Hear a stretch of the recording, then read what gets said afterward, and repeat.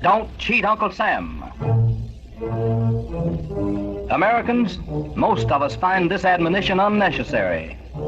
We are grateful to a government that takes an interest in the individual health and happiness of its people, providing them with hospitals and free clinics available to everyone. And yet there are men and women calling themselves Americans who attack this foundation of health that Uncle Sam has built. These cheaters live by preying on the ill health of the unfortunate weak. And the weak, succumbing to the temptations offered them, become cheaters of their country too.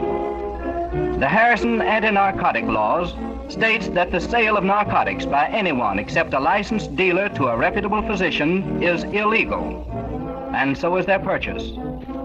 Our play tonight, Needlework, is the third in a series built around the theme, Don't Cheat Uncle Sam.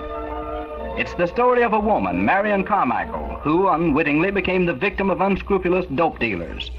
When the scene opens, her husband, James Carmichael, editor of a large newspaper, is seated at his desk in his office in the Herald building.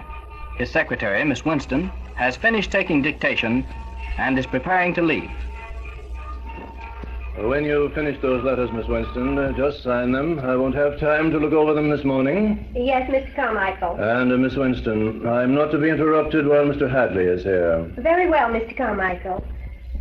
If you'll pardon my being personal, may I tell you how proud all of us at the Herald are over your nomination?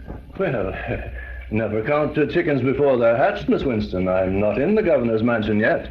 Even the nomination isn't official, you know. But with Mr. Hadley coming today, and with you as candidate, Mr. Carmichael, a nomination is the same as an election. Well, do you think so? Well, it's not often a newspaper man is asked to run for public office. People are apt to think he's too opinionated. But it's because of your opinions, Mr. Carmichael. It's because of the fearless attitude you've always taken in your editorials that the people want you. Really? You've worked night and day for the interest of the community. Sometimes I've been afraid you might break under the strain. Shall I answer it? No, I will. You get on with your letters, please, and I'll be sure to let Mr. Hadley know. Carmichael speaking. Daddy, it's Judy. Have you time to speak to me? Well, don't make it long, Judy. What is it? It's Mother, Daddy. I'm worried about her. Well, why don't you get a doctor for her? Daddy, you're away from home so much you just don't realize. I told her I'd call Alan, but she won't let me. Well, I can't say as I blame her. I wouldn't want my future son-in-law knowing too much about me either. But Alan's a wonderful doctor. Well, it's natural you'd think so. But I can't see why you called me, Judy. Your mother's been ailing a good many years now, but she seems to get along all right. Oh, please try to understand, Daddy. That woman's been here again. What woman? The one I told you about. The one that has a dress shop. Judy, how many times do I have to tell you that if it gives Marion any pleasure to buy new dresses, even if she never wears them, that I'm only too glad to pay the bills? But, Daddy, Alan's discovered that it's only when Mother's having one of her attacks that she orders a new dress from Magda. Magda? Who's that? The woman who owns the dress shop, Daddy. I tell you, she was here today. Mother usually perks up after she comes, but today she's awfully sick. Pardon me, Mr. Carmichael. Mr. Hadley's here now. You told me to tell you. Yes, I can't talk anymore, Judy. But, Daddy... Sorry, goodbye. Tell Mr. Hadley to come in, Miss Winston.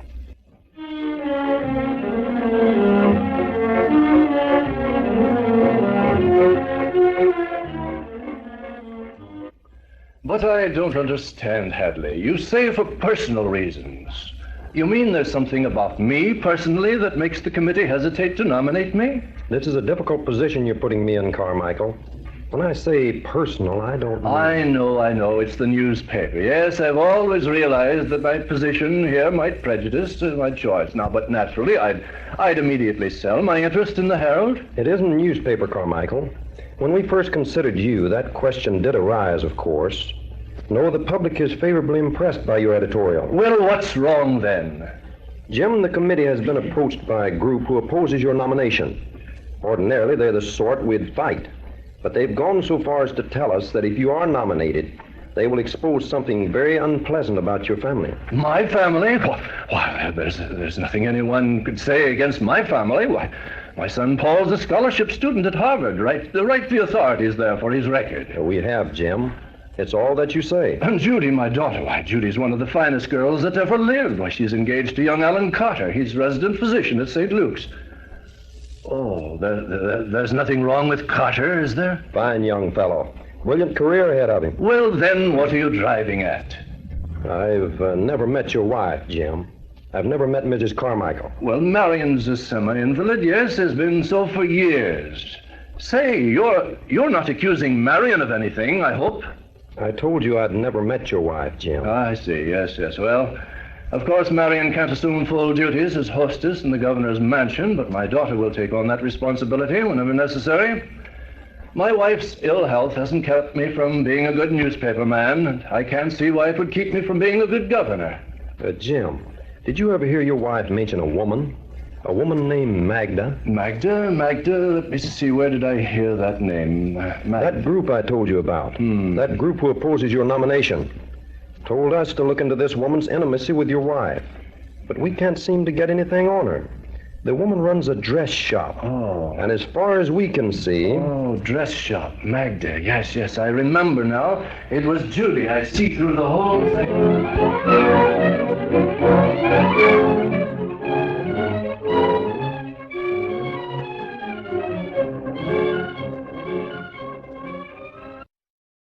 Daddy, what are you doing home early in the afternoon like this? Do you feel all right? Oh, I'm all right, Judy.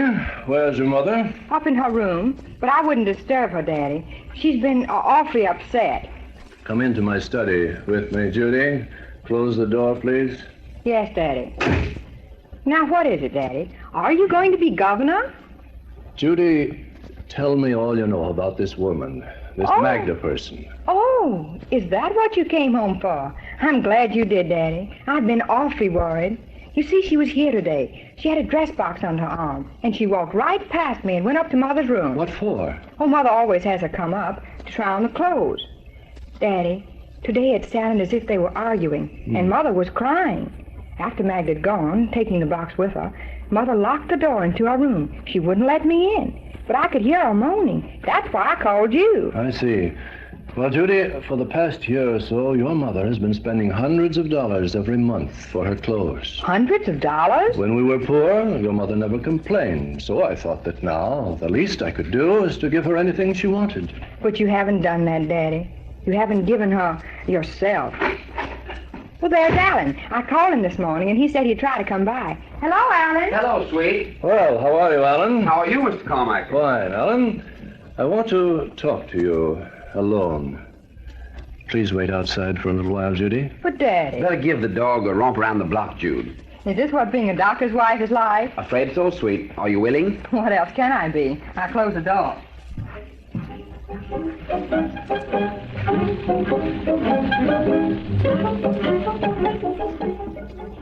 But what proof have you that your diagnosis is correct, Alan? Do you realize that's a pretty drastic surmise you're making? I do, sir. And of course I have no actual proof. But I have observed, as any doctor would, the abnormal brightness of the eyes and the dilation of the pupils. And also the emotional excitement that is apparent in Mrs. Carmichael's conversation. Well, Marion always had a lot of pep. I remember when she used to do dramatics at the little theater. But that isn't what you'd call pep, Mr. Carmichael. I know that Mrs. Carmichael makes a supreme effort to appear natural when you come home. Well, I didn't realize that. Of course not. Mr. Carmichael, don't you think it's about time that you began to take an interest in the welfare of your family? Well, you're brutally frank, my boy, to say the least. I have to be. This is a very serious situation you have to face, Mr. Carmichael. I'm beginning to see that. What am I supposed to do? Two things, Mr. Carmichael. Work with me to get Mrs. Carmichael well, and work with every means available to find out who is responsible for the illegal sale of narcotics in this community. But I thought we already knew. I thought that this woman, this... Surmise again, Mr. Carmichael. The law requires proof. To be convicted, the person accused must be found in possession of morphine that has no government stamp on it. Or else, an actual sale of this stuff must be witnessed by qualified parties. Well, that sounds simple enough. But isn't. You see, Mr. Carmichael, all addicts are very suspicious, and few of them are willing to tell their source of supplies. I feel that our first step is to gain Mrs. Carmichael's confidence. I see. Well, now, what do you want me to do about Marion? Oh, Marion, I didn't see you come in. I didn't hear you open the door. You don't see or hear much anymore, do you, Jim Carmichael? But your own face and your own voice. Oh, Marion, you're ill. You look so disheveled with your hair hanging down. Let me take you upstairs to bed. I won't go to bed. You'll talk about me. You talk about me behind my back. That's what you were doing. Talking about me, weren't you? Here, Mrs. Carmichael, sit down, won't you? Who are you? I'm Alan Carter. Oh, you're that doctor. Go away. But I'm almost your son, too, Mrs. Carmichael. Paul's my son. He's gone away. You're not my son. But I want to be, Mrs. Carmichael. I want to help you. Help me. Help me. She wouldn't give it to me today. She's a mean woman. She said... Are you talking about Magda, Marion? Magda's a mean woman. I hate her. She said she'd get you, Jim. She said she'd... Wouldn't she give you any medicine today, Mrs. Carmichael? No. And my head hurts. My head hurts. Oh, what are you doing, Alan? What are you getting out of the bag? My syringe. Oh, no. It should be boiled again, but I'll use this alcohol instead. No. I won't allow you to do that. But Mrs. Carmichael's in torture, sir. Every nerve in her body is screaming for this. The doctors agree that the sudden and absolute stopping of narcotics is too much of a shock. Instead, we taper off the doses, decrease them gradually. The patient is kept under constant surveillance. That's the beginning of the cure. Now, Mrs. Carmichael, will you please pull up your sleeve? Let me swab this place with cotton. I don't want to pull up my sleeve. I don't want Jim to see. Come now, I'll help you. Oh, look at her arm. Why, there's not a place on it that hasn't been stuck. Now, Mrs. Carmichael, just relax. Marion and I have had separate rooms for a good many years. I see why she wanted it that way now. Jim hates me. Oh, He hates me. no, I think it's myself I hate, Marion. There, Mrs. Carmichael. That was easy, wasn't it? No bruises. Sometimes you bruise yourself, don't Yes. When I have to hurry. When I'm not expecting Jim and he comes Oh, home. God. Well, what are you doing to Mother, Alan? you? I'm beginning to get her well. Judy, tell her you love her. Mother, dear, of course I love you. And so does Daddy. Don't you, Daddy? Of course, Marion. Oh, you're a nice young man, too, Alan Carter. Thank you. How's your head feeling? Much better. You helped me. And I'm going to keep right on helping you. All of us are. But you'll have to help us too, Mrs. Carmichael. Help you? Me? Oh, but how? By telling us everything. Yes, Marion. Tell us about this woman, Magda. No, I won't. She said she'd get Jim if I told. You've already threatened her with telling? Yes, this morning, when she wouldn't give me. Why wouldn't she give it to you, Mrs. Carmichael? Because I wouldn't promise to keep Jim from being governor. What? What's that? Please try not to excite her. We've got to play this thing carefully. You want to get well, don't you, Mrs. Carmichael? Oh, yes. That's why I first started. Why I... Tell us about it. But Magda, we have to know about her. We'll lead up to that, Mr. Carmichael. Perhaps we can learn more this way. Now tell us, Mrs. Carmichael, how did this first happen? When did you first... About 5 years ago, I had such terrible headaches. And Jim needed me and children.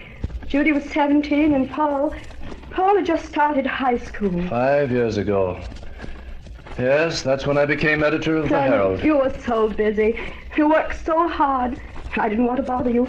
We had just moved here, and I didn't know anybody, and I didn't know any doctors. But I'd remembered seeing a doctor's name on a window of a house around the corner. I went there one day. My head was splitting. I said, "Is the doctor in?" Yes, but Dr. Olney's busy now. Won't you have a seat? It was a brusque young woman, this nurse, Miss Halstead. Finally, the doctor was ready for me. What's the matter with you, little lady? My head, doctor. I often have frightful headaches. I have one now. Well, I have just the prescription for you, little lady. You can't take it by mouth, but it's more effective, works more rapidly if I give it to you by injection. I let the doctor use the needle. In a little while, my headache left. It was like a miracle. Every time after that, when I'd feel the pain commencing, I'd go to Dr. Alney for an injection. And you didn't know what that injection was, Mrs. Carmichael? I did ask Dr. Alney, Alan, but he told me it was a special prescription of his. And then one day, about a year later, I guess, I went to his office and Miss Halstead said, The doctor's not in. "When will he be back?" He won't be back. I'm packing up his things. You can get someone else to give you that dope, Miss Carmichael. Dope? What are you talking about? Oh, don't try to kid me. Say, you don't mean you weren't wise to those shots Olney was giving you? Well, they were morphine, honey. Just morphine. Morphine? Sure. The medical association started to smell a rat. That's why he beat it out of town. But she's still here. Who? His wife. She's really the brains anyway. Tell you what, dearie. When the craving gets too bad, call me up. I'm not in on it, you see. But I might be able to contact someone who is. I won't need to call you, Miss Halstead. Says you. Well, I'll put my phone number here in your purse anyway. I was sure when I'd left I'd never use that telephone number. I suffered through 4 or 5 attacks, had to go to bed with them. And then, the day before Paul was to graduate from high school, I couldn't stand it. I called Miss Halstead. She answered the phone. Hello? Miss Halstead, it's Mrs. Carmichael. Mrs. Carmichael? Gee, I'm sorry. You can't do anything for me, Miss Halstead? It isn't that. When I didn't hear from you before, I kind of hoped. But I might have known. She has your name anyway. Have you heard from her? From whom? From Magda. Say, haven't you been getting any advertisements from her dress shop? I don't know what you're talking about, Miss Halstead. Well, forget it. She's a dirty, double-crossing old so-and-so anyway. She thinks she has a monopoly on the racket. She's clever, all right. But there's some of us who are clever, too. She gave me explicit directions where to go and whom to approach. For the second-hand store down on Market Street, I was to ask the man, "Have you a C-string for a violin? Mine is broken." The C-string? Who sent you, Halstead? Yes. Oh, I guess you're okay. For a minute I thought maybe you were stupid. You mean Magda? Shh. Haven't you got any sense? Don't you know she'd get me if she found out I was chiseling in on a racket? She did get him. At least, I went there one day and the shop was closed. Someone on the street told me he'd been shot, killed. I couldn't get hold of Miss Halstead after that. The telephone number she'd given me had been disconnected. So you went to Magda? Yes, Jim. Tell us about it, Mrs. Carmichael. There's nothing for you to be afraid of. I'm not afraid. No. But her shop's in a nice part of town, and there were other customers there when I went in. A smart-looking sales girl came up to me and asked, What would Madam like to see? "I want to see Magda." Madam Magda's busy. Did anyone send you to here? "Oh, no. I was just passing and saw the shop and came in." Perhaps you'd care to see some of our dresses. "Yes. Why, yes." This blue number, for instance, it's your type. Will you try it on? I followed her to a small dressing room at the rear of the shop. But she didn't attempt to fit me. Instead, she left me sitting there. My head was beginning to pain again. I put my hands to my temples and closed my eyes. I didn't hear anybody coming, but suddenly I knew somebody was there, looking at me. I opened my eyes and saw... Magda? Yes, Judy. Magda. She said... So you've come at last, Miss Carmichael. I've been expecting you. She knew your name, Marion? "Yes, Jim. From her husband, Dr. Olney. She didn't say anything else except... I'll send this blue dress to your home this evening. The hem may need fixing, but you can do that yourself." A boy delivered the dress that night. And the hem was what I'd been looking for. The morphine? Yes, Helen. The morphine.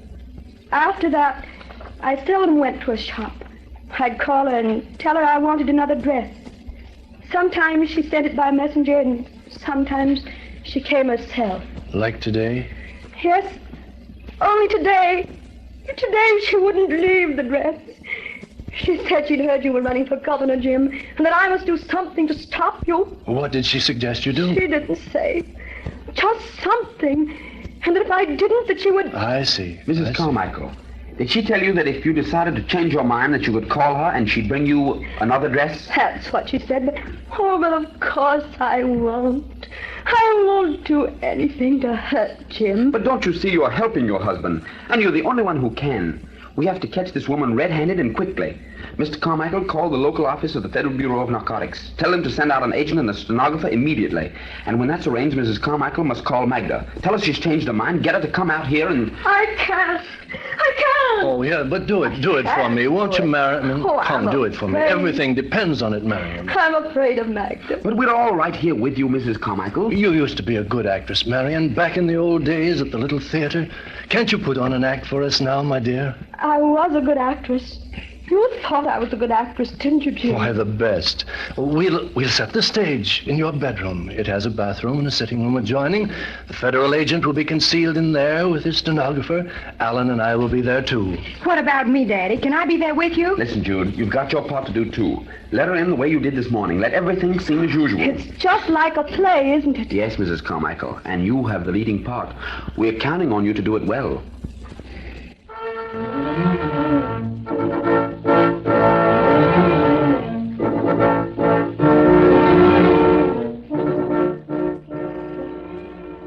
Everything's all set now. Mr. Abbott, can you and your stenographer hear me in there when I speak in a low voice? Perfectly.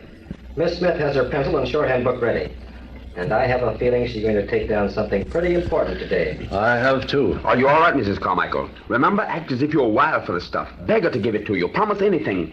And then tonight, I'm going to take you to a nice, quiet place where you're going to get well.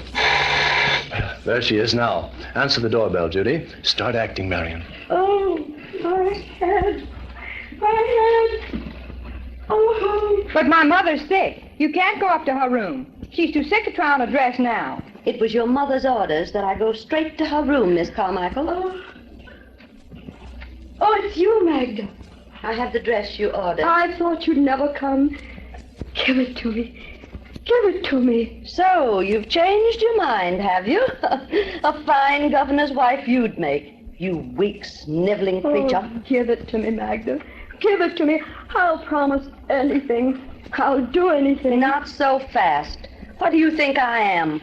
A bindle shover who's content with a few pennies worth of profit every day? I play for higher stakes than that. And I think you know what they are. Oh, no. You want what I have, don't you? You're crazy for it, aren't you? Well, you're not going to get it, hophead. So what do you think of that? Oh, Magda. Have pity, Magda. I'm not in this business for my health, you know. None of us are. And we're not going to have our livelihood taken away from us by the great and virtuous James Carmichael or any other hotshot politician. See? It was a lucky break for us when you wandered into Arley's office that day. That put the great newspaper man who wanted to be governor right in our hands, didn't it? Pretty story it makes, too.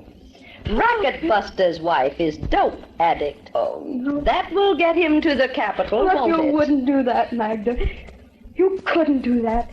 Don't you see you'd give yourself away if you did? Getting pretty foxy, aren't you? Say, I believe you've had a shot of the stuff. No. I'm crazy for it, Magda. I'll do anything you say if you'll just let me have it. Give me that box, please. Not until you sign this, sister. Here's my pen. Put your John Hancock on this. What does it say, Magda? It says you give your oath that you will keep James Carmichael running for governor of this state. But how can I prevent him from doing it? How can I... That's up to you, dearie. And you'll do it, or else. Or else what?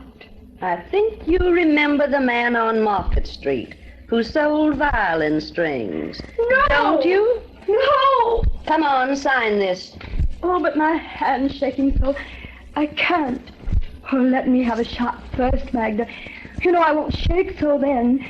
Please. I'll let you have a look at it anyway. Maybe that will stop your shakes. Here, I'll open the box. Pretty little dress, isn't it? It will be so becoming, too. Say, stop mussing it up. It isn't in the hem this time. It's here in the pocket. Nice, isn't it? Harmless looking. But it's got more power than dynamite. Stop grabbing for it, will you? You won't get it till you sign. But you will, Magda Arley. Let go of me. No, you don't Take get your away. hands off of me. You don't get in front of that door, Mr. Carmichael. I think that's about all the evidence we need. Got your notes complete, Miss Smith? Seems to me we have this lady on a good many counts. You're a Fed, aren't you? In more polite language, an agent for the Federal Bureau of Narcotics. We've been quite interested in your activities for some time, Mrs. Alney. We'll be delighted with a little further information from you as to the whereabouts of your husband and the source of supply of this dope.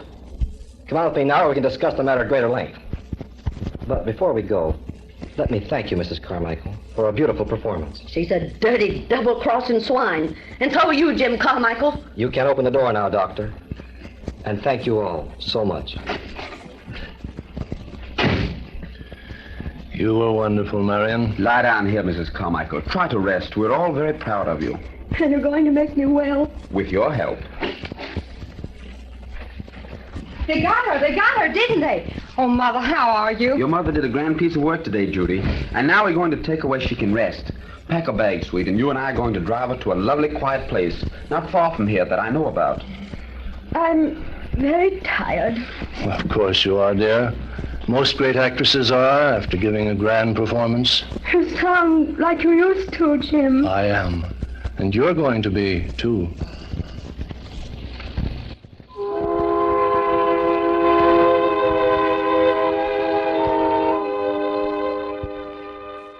Goodbye, Marion. Goodbye. I'll be out to see you soon. Goodbye, everyone. Goodbye. Goodbye. Goodbye.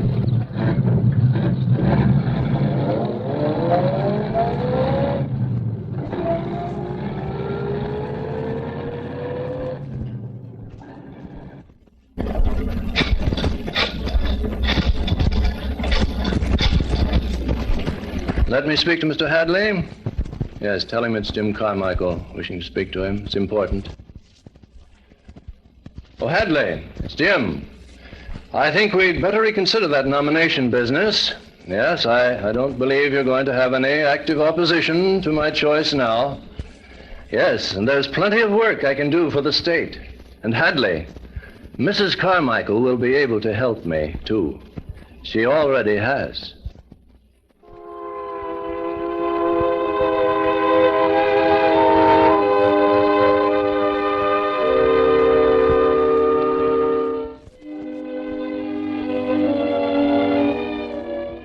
And our play, Needlework, ends, although Jim Carmichael's fight against the narcotic racket is just beginning.